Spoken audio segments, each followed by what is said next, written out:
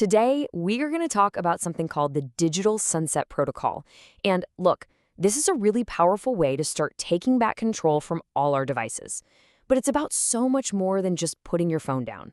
It's really about reclaiming your life, one evening at a time.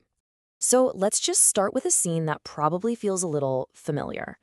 It's late, right? The house is totally quiet, and the only light in the room is that blue glow coming from your screen. We've all been there, but we have to ask a tough question. What is this habit actually costing us? I mean, that's the moment, isn't it? You know you have to be up in just a few hours, but you're just scrolling. One more video, one more article, one more post. It's this endless cycle that just robs us of sleep, of our peace of mind, and yeah, of the focus we desperately need for the next day.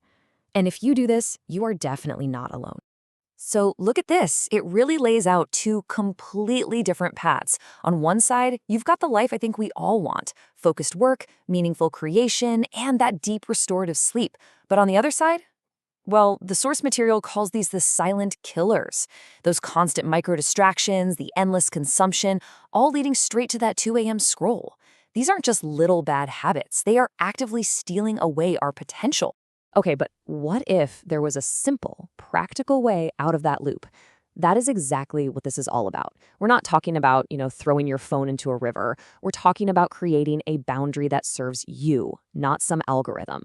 And that solution is called the digital sunset.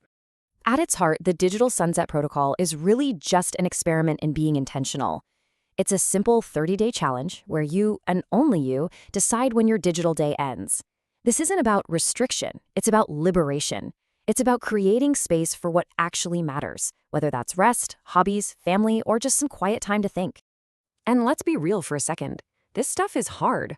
Our devices are literally designed to keep us hooked, and phone addiction is a very real thing.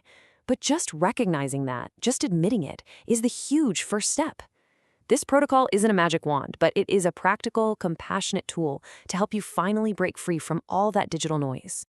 Okay, so let's get into the nuts and bolts. The whole system is built on 3 really simple but powerful pillars. And this first one, well, it's the foundation for everything else. It is genuinely that simple. Pick a time, maybe it's 9 p.m., maybe it's 10, whatever works for you, and that becomes your non-negotiable cutoff point. After that time hits, all screens, your phone, laptop, tablet, even the TV, they all go off, no exceptions. It's this consistency that starts to retrain your brain and carves out that protected time for your mind to actually wind down. Now, let's move on to the second pillar, because this one is a game changer for how you start your day, not just how you end it. This one completely flips the script on our morning routine. So instead of waking up and immediately flooding your brain with a fire hose of emails, bad news, and social media, you start your day by making something. Seriously, for just 5 minutes. This could be journaling, doing a few stretches, planning your day, writing one single paragraph of a story, anything. By doing this, you set the tone for the entire day as an active creator, not just a passive consumer. And pillar number 3 is all about curating your digital world, so it's a more positive and inspiring place to be. You can kind of think of it like weeding a garden. The task here is so simple and manageable. Once a week, for the next 4 weeks, just find one account or one news source that consistently makes you feel anxious, or angry, or just less than. And then you just unfollow. That's it. Over the 30-day challenge, you'll have pruned 4 different sources of negativity from your feed. It's such a small action, but it has a massive cumulative impact on your mental well-being.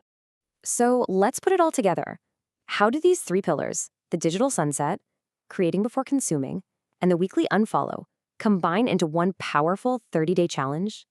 30 days. That is it. It's just long enough to build a real new habit, but it's short enough that it feels completely doable, right? Think of it as a commitment to yourself for just 1 month to see what happens, to see what changes. And why does any of this matter? Well, because look at what's waiting on the other side. This isn't about what you're losing, it's about everything you stand to gain. Imagine having deeper focus for your work, waking up actually feeling rested, having more time for that book you've been meaning to read or that instrument you wanted to learn. This is about building a life that is directed by your intentions, not by your notifications. So I'll leave you with this question to think about. When you're not endlessly scrolling, when your mind is finally clear and your time is truly your own again, what becomes possible? The focus you reclaim isn't just empty time, it's the raw material for the life you actually want to live. What are you going to do with it?